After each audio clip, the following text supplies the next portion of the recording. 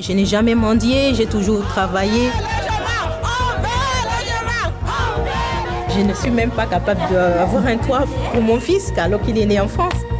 Qui aurait cru que j'en arriverais là? Jamais je n'ai cru. Mais là, j'ai touché le fond. Si on craque, c'est fini, on est atteint, on ne peut plus rien faire dans la vie. En positif, demain c'est un autre jour. Elle a tout dit.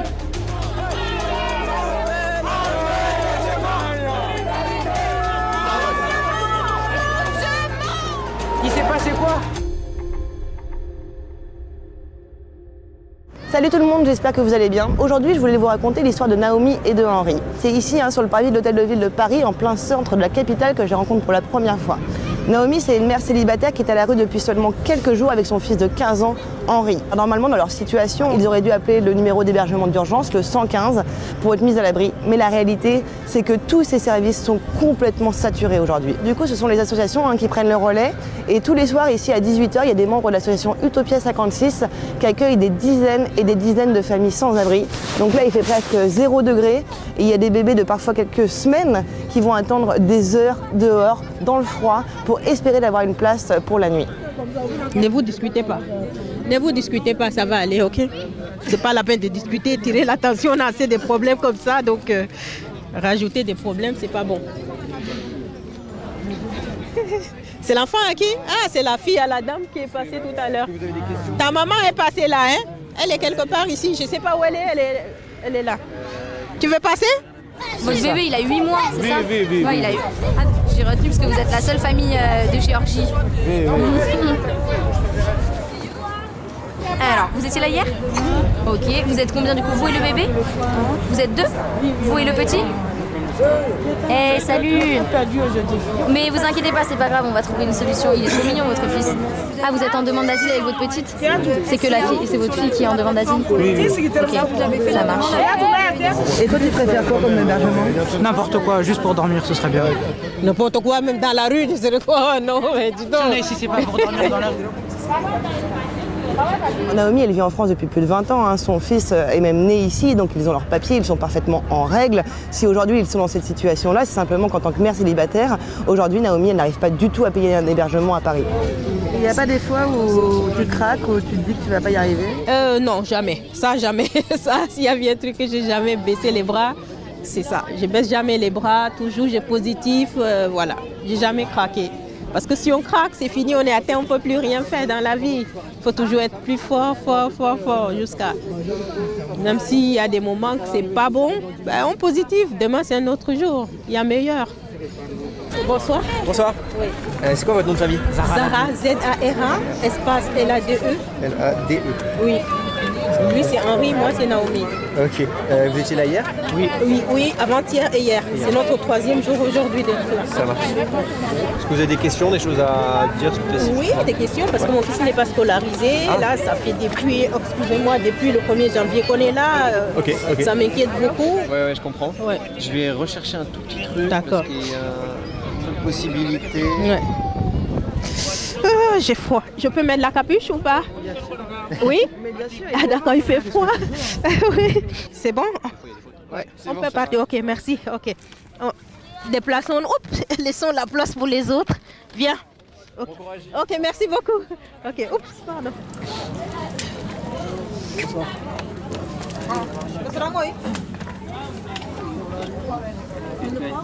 On va avoir la salade aussi, s'il vous plaît. Ouais, pas beaucoup, on va passer une salade. Merci. Ça y est. Super, merci. Et pourquoi tu m'as pas pris la salade? J'ai demandé si je peux avoir une salade, elle a donné une. Qu'elle donne demandé qu'une? une deuxième. Mais il fallait dire qu'on est à 2. Ah, donc chacun doit faire la... Il restait que ça. Ah d'accord. Ah ben ça va. J'adore. Et toi, tu serais bon, Henri? Ouais. Moi, c'est la salade, quoi. Et ça suffit pour un grand garçon de 15 ans comme toi, ça? Ce soir, oui. Même si j'aurais préféré plus, c'est déjà bien. Merci, déjà bien, c'est ça. On apprend à se contenter déjà du peu qu'on a. Oui, allô Madame Koulibaly? Vous êtes au niveau de l'hôtel de ville? Oui, du coup on a une place pour vous ce soir. Est-ce que vous me voyez là si j'ai la main? Du coup on a une place pour toi ce soir aux Acacias. Tu vois où c'est? L'espace où on a les tentes. Ça vous va si on part maintenant aux Acacias? Ok. Et comme ça, vous mangez là-bas tranquillement. Là, en tout, du coup, ça fait 16, 17 personnes. Allons-y. Ok, on y va. Pardon, excusez-nous. Ce qu'il faut vraiment bien comprendre, c'est que sans l'association Utopia 56, tous les enfants que vous voyez ici, ils passeraient la nuit dehors. Je ne veux plus, d'ici la fin de l'année, avoir des femmes et des hommes dans les rues. Aucun enfant ne doit dormir à la rue cet hiver et nous travaillerons en permanence pour faire que cette situation ne soit pas acceptable. Et selon l'UNICEF, il y aurait près de 42 000 enfants sans domicile fixe en France aujourd'hui. Le nombre d'enfants à la rue a doublé en 1 an et malgré les discours officiels, il n'y a toujours pas assez de places d'hébergement d'urgence.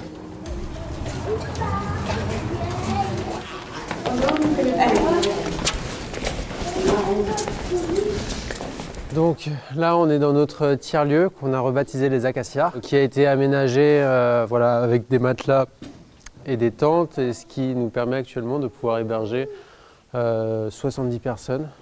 Donc là, on a un espace ici sanitaire et la cuisine qui est équipée au fur et à mesure par, on va dire, des dons bénévoles.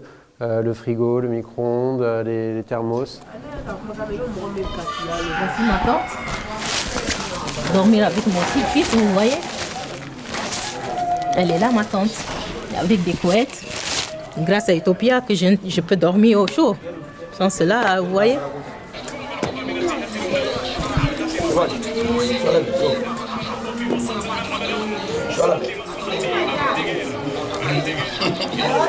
Ça fait 2-3 jours, une semaine même où j'étais au dehors. Avec votre fille de 4 ans? Oui. Voilà, et madame en état de grossesse avancée. Et pourquoi vous avez quitté la Guinée? Tu sais, moi je suis issu d'une famille là où l'excision est obligatoire. J'ai vu mes soeurs mourir à cause de l'excision. Avec ma fille, je préfère quitter le pays, c'est tout. Tout ce que je fais à cause de ma famille. Voilà, c'est ce qui m'a poussé d'accepter tout. Dormir au dehors, sous le froid, avec la famille, ça ne me dérange pas parce que si je protège ma fille, ça n'a pas de prix.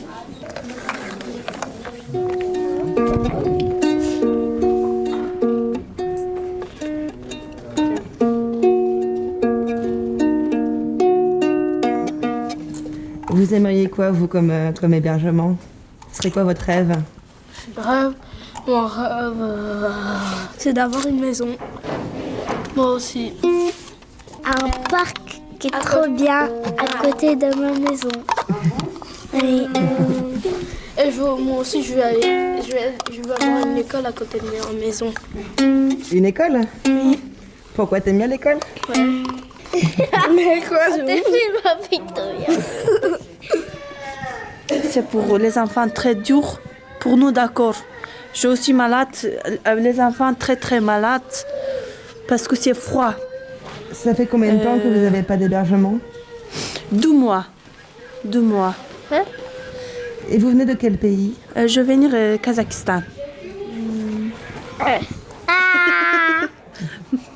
Il y a 20 ans que j'ai vécu en France, je ne connaissais pas ce que c'était, mais aujourd'hui, je suis concernée. Demain, un autre peut être concerné, on dit jamais, on n'est jamais à l'abri. On ne sait pas ce que l'avenir nous réserve toujours.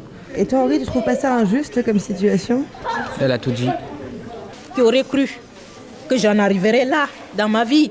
Jamais je n'ai cru en arriver là, mais là, j'ai touché le fond. Voilà, j'ai plus rien. J'ai que ce que je porte sur moi. Tu vois ce que j'ai? Allez, vas-y. Vas-y. Oh.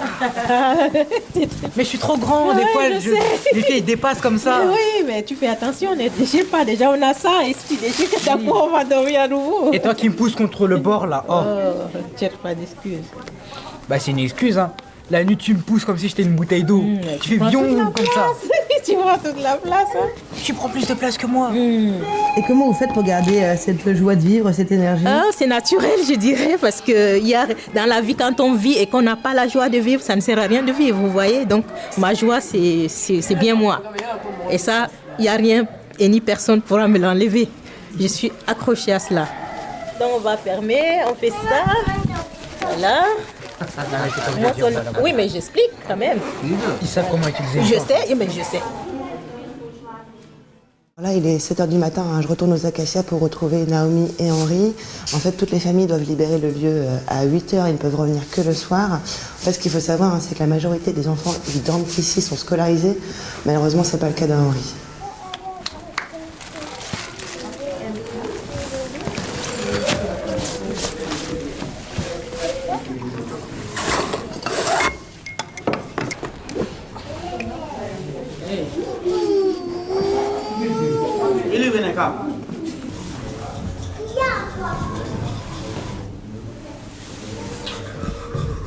Vous arrivez à vous y habituer à ce quotidien? On n'a pas de choix. Malheureusement, même si on ne peut pas s'habituer, on n'a pas le choix, c'est la seule solution. Et surtout, ce qui me dérange le plus, c'est que mon fils ne va pas à l'école, alors que ce matin, il devrait prendre la route pour l'école. Donc voilà.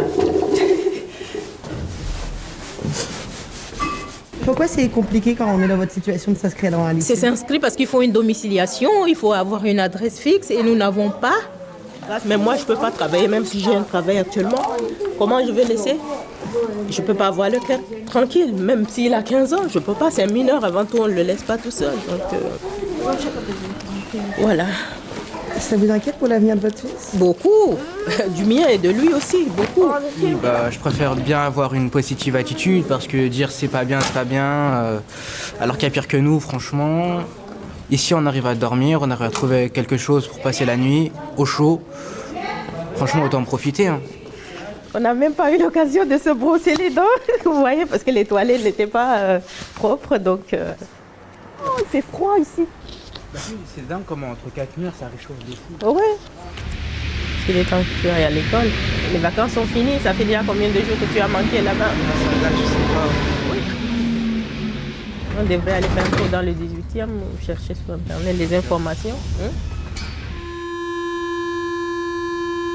À quoi tu penses, ça va? T'as bien dormi? Un peu.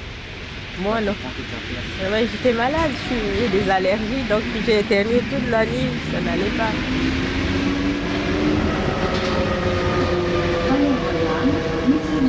Ça va? Est-ce que vous pouvez me dire qu'est-ce que vous avez eu comme parcours professionnel? Parcours professionnel, j'ai arrêté les études au niveau des 3e. Donc voilà, j'ai fait la couture, le maquillage, le sport, voilà.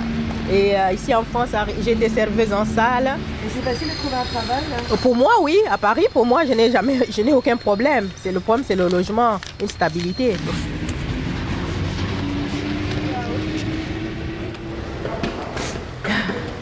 Voilà. Donc c'est après à gauche. On va au point du jour, passer la journée, là où on peut prendre notre douche, se laver, s'échanger, faire notre lessive, prendre un déjeuner en attendant le soir encore. Bonjour.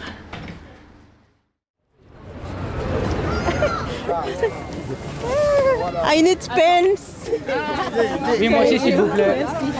Rouge, je préfère. Ah, il n'y a pas rouge, il y a rose. Ok, c'est pas grave. Je prends. Logement. Qu'est-ce qui se passe ce soir, Henri? Nous allons manifester pour avoir un logement en espérant que la mairie nous réponde. Et tu y crois? J'espère. C'est un espoir, on essaye.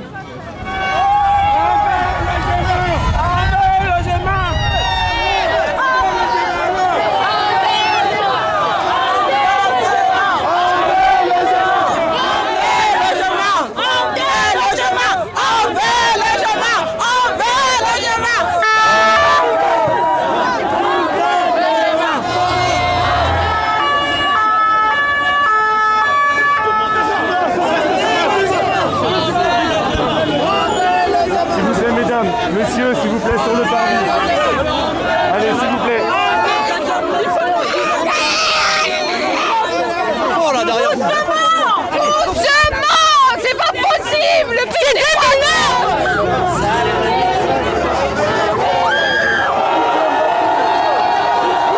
Elle est où ta mère? À l'intérieur du cercle, encerclé par la police. Il s'est passé quoi? Vous criez comme si vous avez gagné au loto et il n'y a rien. Il fait presque 0 degré et ces familles avec des enfants en bas âge, elles vont rester encerclées par la police jusqu'à 1h du matin. Finalement, la mairie va accéder à leurs demandes et vont les envoyer au milieu de la nuit dans un gymnase au sud de Paris où Naomi et Henri sont toujours hébergés au moment où je termine ce montage. Bonjour Camille, et puis la manifestation à l'hôtel de ville, on est logé quelque part dans les parages, on a gagné les places dans des dortoirs en attendant mieux, nous avons vu des personnes, donc on attend. Allez-y! Voilà, c'est la fin de ce reportage. J'espère que vous avez appris des choses. Si c'est le cas, n'hésitez pas à la commenter, à liker, à la partager, à vous abonner à notre chaîne YouTube. D'ailleurs, si les coulisses de mon travail vous intéressent, n'hésitez pas à vous rendre sur la chaîne YouTube Camille Reporter, qui est ma chaîne YouTube. Et je vous dis à très bientôt pour une nouvelle vidéo.